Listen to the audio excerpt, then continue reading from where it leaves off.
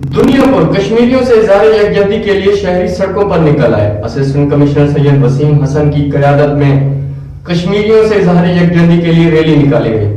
مزید دیکھتے ہیں ڈاکٹر قاسم عباس بلوچ کی اس رپورٹ میں۔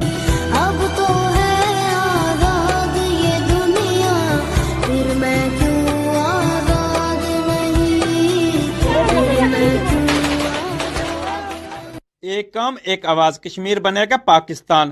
مقبوضہ کشمیر پر بھارت کے غاصبانہ قبضے کے خلاف اور کشمیریوں سے اظہار یکجہتی کے لیے assistant commissioner office, municipal committee دنیا پور کے ملازمین اور شہری سڑکوں پر نکل آئے۔ نہتے کشمیریوں پر انڈیا کے انسانیت سوز مظالم کے خلاف اور کشمیریوں سے اظہار یکجہتی کے لیے ریلی نکالی گئی۔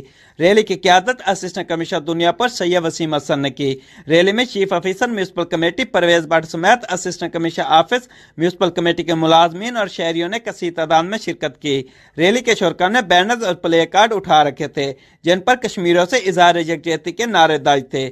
ریلی کے شرکاء نے پاکستان زندہ باد، کشمیر بنے گا پاکستان، نہتے کشمیریوں پر مظالم بند کرو کے نعرے لگائے۔